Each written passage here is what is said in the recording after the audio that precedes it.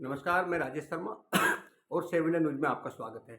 कल जो बांग्लादेश में हुआ, मुझे लगता है कि सबने उसे देखा होगा कि किस तरह का कल जो आलम था बांग्लादेश में, खासकर जो ढाका राजधानी है बांग्लादेश की, वहाँ किस तरह का आलम था कि प्रधानमंत्री आवास को घेरे हुए हैं, वहाँ बड़ी भयंकर भीड़ है और तोड़-फोड़ वहाँ की गई। और इस पूरे मूवमेंट में लगभग 300 के आसपास लोगों की मौत भी हो गई। चूँकि वहाँ पुलिस ने गोली चलाई, आर्मी ने गोली चलाई और लगातार ये फ़ोटो भी लगातार सोशल मीडिया में चल रहा है कि जो बांग्लादेश के संस्थापक रहे जो बेग मुजीबुर रहमान, उनकी प्रतिमा को किस तरह उस पर ऊपर लोग बैठे हैं और किस तरह तोड़-फोड़ वहाँ की जा रही है।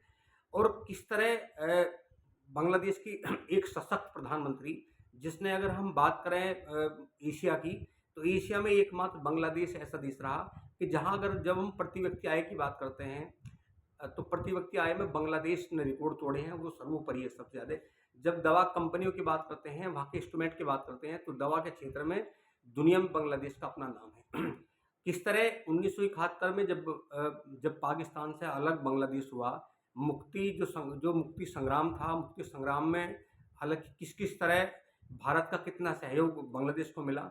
जब 1971 में पाकिस्तान से अलग हटकर बांग्लादेश नया देश बना और उस समय देश की हालत बहुत खस्ता थी।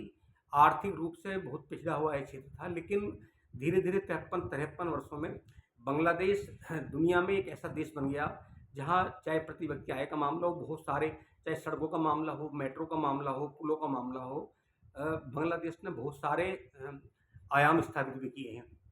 लेकिन जब-जब जब-जब देश में चूँकि जब-जब लोकतंत्र के साथ छेड़छाड़ होती है, जब-जब आवाज़ उठाने वालों को दबाया जाता है, उन्हें जेल में बंद किया जाता है, तो हमें लगता है कि उसका हश्र यही होता है।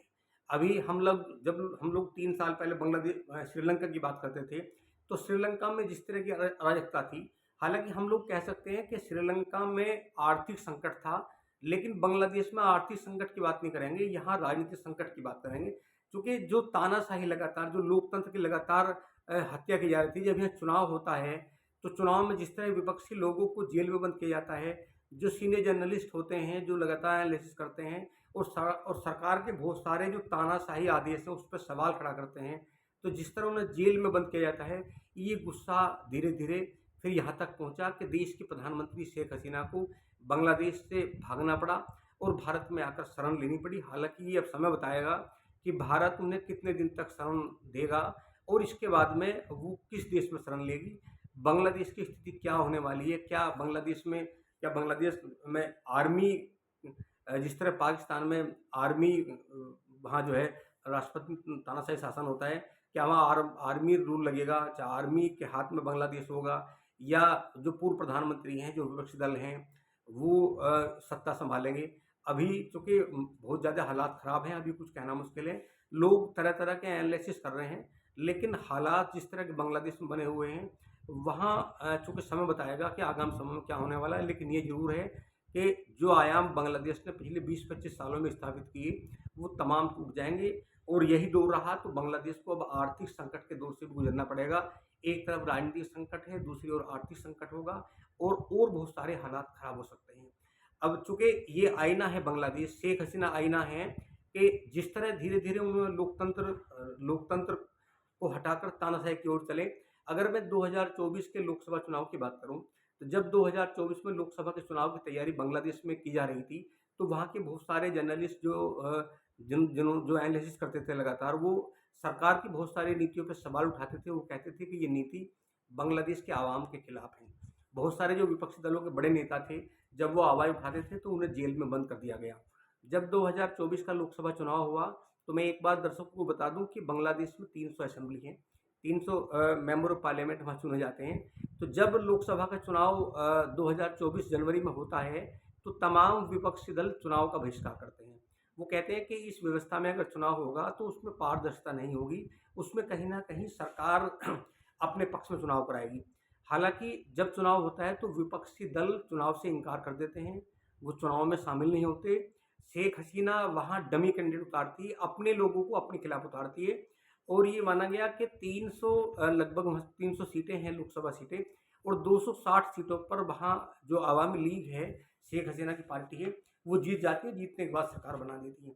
असल मामला ये था कि जब 1971 में मुक्ति संग्राम की शुरुआत हुई, तो उसमें जब बांग्लादेश अलग देश बना, तो एक ऐलान किया गया, चूँकि जो उस समय राष्ट्रपति थे मुजीबुर रहमान, जो संस्थापक भी हैं बांग्लादेश के, उन्होंने ऐलान किया कि जो लोग मुक्ति संग्राम में शामिल हुए, उनके परिवार के लोगों को 30% नौकरी में आरक्षण दिया जाएगा।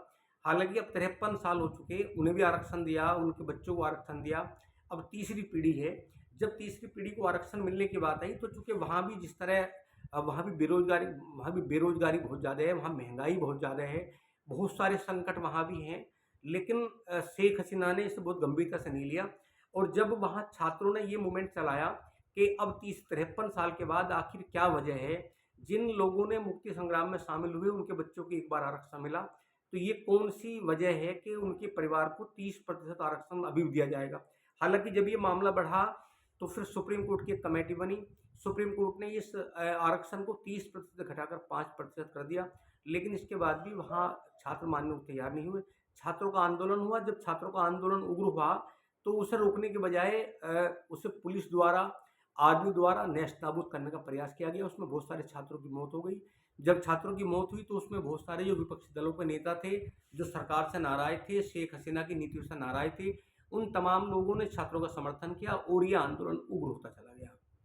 छात्र नहीं माने, और ये स्थिति पहुंची कि शेख हसीना को अपना घर छोड़कर, देश छोड़कर शरण लेनी पड़ी। क्योंकि बड़ी संख्या में जब लगातार लोग सड़कों पर प्रदर्शन कर रहे थे, तो वहाँ आर्मी और जो पुलिस है, उन्होंने आम लोगों पर, छात्रों पर गोली चलाने से इनकार कर दिया, और एकाएक बड़ी संख्या में जब ढाका को घेरा गया, पीएम आवास में घुसे, तो इसी बीच में मौका पाकर शेख हसीना वहाँ से चली आती है ढाका से, और बताया गया कि वो पहले अगरतला आकर रुकती हैं भारत में, उसके बाद फिर दिल्ली, जो गाज़ियाबाद में हिंडन एयर बेस है, एयरफोर्स का जो स्टेशन है, वहाँ वो आती हैं, रुकती हैं। फिलहाल अभी शेख हसीना अभी हिंदुस्तान में है। अब जहाँ तक शरण लेने की बात है, चूँकि अभी वो शरण लेने की मंशा से यहाँ आई हैं। दूसरी ओर चूँकि बांग्लादेश के जो इस समय राष्ट्रपति हैं, उन्होंने ये आदेश कर दिया कि जो वहाँ पूर्व प्रधानमंत्री खालिद जिया, जो 17 साल से लगातार सजा याफ्ता हैं, उन्हें घर में कैद कर रखा है। उन्हें कल ही जब ये पूरा बवाल हुआ, तो वहाँ मौजूदा राष्ट्रपति ने आदेश कर दिया कि खालिद जिया को जेल से बाहर निकाला जाए, और हमें लगता है कि अब बहुत जल्दी वहाँ चुनाव होने वाले हैं। फिलहाल पूरा बांग्लादेश इस मामले को शांत करने के लिए आर्मी रूल वहाँ लागू किया जाएगा। आर्मी के अंडर में अभी बांग्लादेश रहेगा। हो सकता है कि आने वाले समय में वहाँ जब शांत वातावरण होगा, तो वहाँ चुनाव प्रक्रिया शुरू की जाए, वहाँ चुनाव वहाँ कराया जाए। लेकिन ये अभी दूर की बात है। फिलहाल अभी भी बहुत ज़्यादा आक्रोश है, लेकिन जैसे ही शेख हसीना पीएम पद से इस्तीफा देती है और भारत चली आती है, देश छोड़ देती है, तो जैसा जो आंदोलन पिछले कई दिनों से ढाका में चल रहा था, उसमें कहीं न कहीं थोड़ा शांति हुई है, लोग शांत हुए। लोगों को ये वहाँ खुशी का माहौल भी है। खुशी का आलम ये है कि लोग लगातार कह रहे थे कि जो शेख हसीना देश की प्रधानमंत्री पद से इस्तीफा दे, और वहाँ निष्पक्ष रूप से दोबारा लोकसभा के चुनाव हों। 2024 जनवरी में जो लोकसभा के चुनाव हुए हैं, वो पारदर्शिता के साथ नहीं हुए। उसमें सरकार अपने पक्ष में सब काम किया है। विपक्षी दलों के नेता ने चुनाव में भाग नहीं लिया। दोनों ओर, पक्ष और विपक्ष, अवामी लीग के लोग थे। इस बात को लेकर बहुत ज़्यादा असंतोष था। तो हो सकता है कि अब आने वाले दौर में वहाँ दोबारा फिर चुनाव कराया जाए, और चुनाव में जो विपक्षी लोग हैं वो इस बार चुनाव लड़ें, और कहीं न कहीं देश में अशांति हो। लेकिन जिस तरह से ढाका में जो बवाल हुआ, जो वहाँ अशांति हुई, सरकार को भंग कर दिया गया, पीएम को देश छोड़ना पड़ा, पीएम को अपने पद से इस्तीफा देना पड़ा, तो कहीं न कहीं ये लगता है कि जो भारत और पाकिस्तान की सीमाएँ हैं, वहाँ कहीं न कहीं खतरा है। लगातार बहुत सारे जो पॉलिटिकल एनालिसिस हैं, वो कल से जब बात कर रहे हैं, वो इसको लेके ये बात भी लगातार उठा रहे हैं कि बांग्लादेश, चूँकि बांग्लादेश से भारत के अच्छे रिश्ते हैं, पुराने रिश्ते हैं, और भारत ने उस समय बांग्लादेश का साथ दिया जब 1971 में मुक्ति संग्राम के दौरान बांग्लादेश पर पाकिस्तान के द्वारा लगातार हमले किए जा रहे थे। उस समय भारत ने साथ दिया, और जब बांग्लादेश अलग बना, तो उसमें भारत का अहम रोल था। भारत की सेना बांग्लादेश के साथ थी।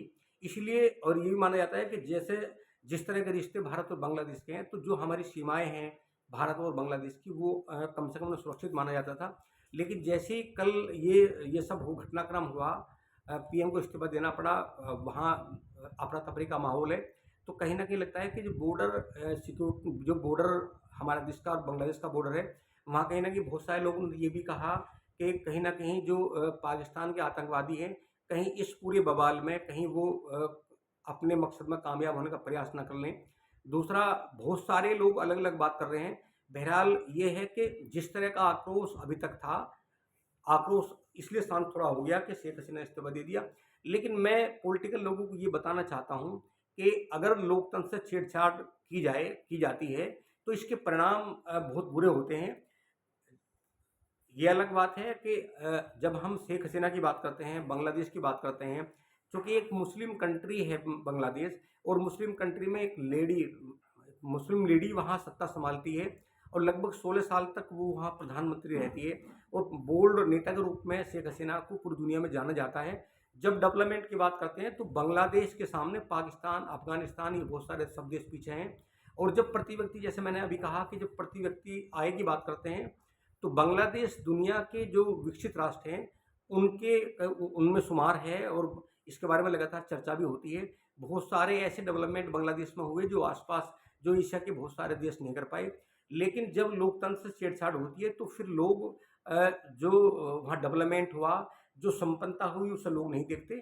फिर जो संवैधानिक व्यवस्था है उसके खिलाफ होते हैं। और ये चूँकि ये उदाहरण है तमाम देशों के लिए, एशिया के उन तमाम देशों के लिए जहाँ तानाशाही, जहाँ लोकतांत्रिक व्यवस्था है और लोकतंत्र को तोड़ने के लिए जहाँ बहुत सारी सरकारी एजेंसियों का इस्तेमाल किया जाता है, विपक्षी दलों को जेल में डाल दिया जाता है। तो कहीं न कहीं इसका हश्र ये होता है और शेख हसीना एग्ज़ाम्पल है।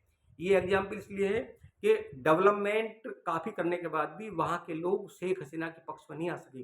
जो अवामी लीग के लोग हैं, कहीं न कहीं वो भी सड़कों पर उतरे शेख हसीना के खिलाफ। वो भी शेख हसीना को नहीं बचा पाए, क्योंकि ये लगातार आरोप लगते रहे कि जो जितने भी सरकारी लाभ हैं, वो अवामी लीग के चंद नेता हैं, जिनकी मुट्ठियों में देश के तमाम संसाधन रहे। इसी का हमारा विरोध था, क्योंकि लोकतंत्र की लगातार हत्या की जा रही थी और जो सरकारी संस्था है, सरकारी संस्थाओं, जो सरकारी एजेंसी है, उनसे विपक्षी नेताओं पर लगातार शिकंजा था, उन्हें जेल में भेजा जा रहा था। जो जर्नलिस्ट वहाँ एनालिसिस करते हैं, सरकार की नीतियों का विरोध करते हैं, उन्हें भी उठाकर जेल में बंद किया जा रहा था।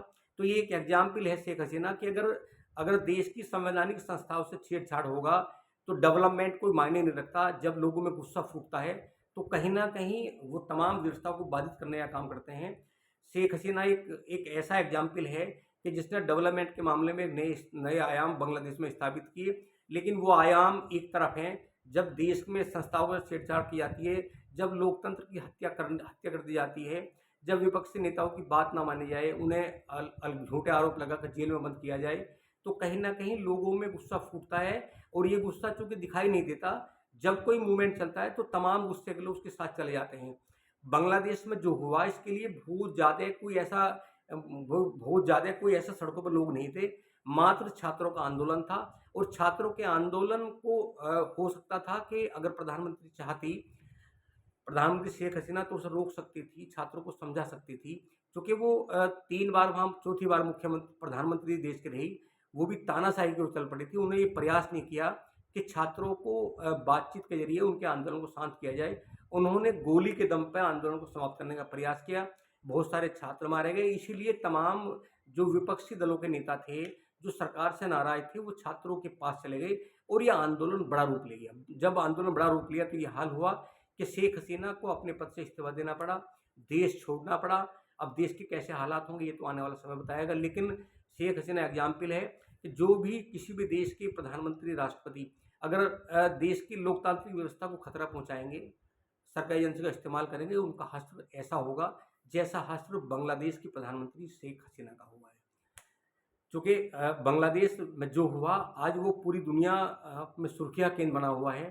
तमाम सोशल मीडिया पे बांग्लादेश को देखा जा रहा है, बांग्लादेश के भविष्य को लेकर देखा जा रहा है और ये भी एनालिसिस किया जाता है कि अगर तानाशाह बनोगे तो तानाशाह बनने के बाद ये हश्र होना स्वाभाविक है। तो आप लगातार देखते रहिए 7 इंडिया न्यूज़। हम आपको बांग्लादेश का अपडेट देंगे और चूँकि बांग्लादेश में इस समय हालात ख़राब हैं, अभी वहाँ राजनीतिक संकट है और यही रहा तो आने वाले दौर में आर्थिक संकट भी हो सकता है। हालांकि श्रीलंका का भी यही हाल था। जब हम 2 साल पहले बात करते हैं, श्रीलंका को बहुत सारे देश आए, उन्होंने संभाला और श्रीलंका को किस तरह आर्थिक रूप से जो दम घुटने वाला कहा जाता है, उसे कम पटरी पे लाया गया। तो हो सकता है कि आने वाले समय में जब बहुत सारे जब देश खड़े होंगे तो वहाँ भी सामान्य स्थिति होगी।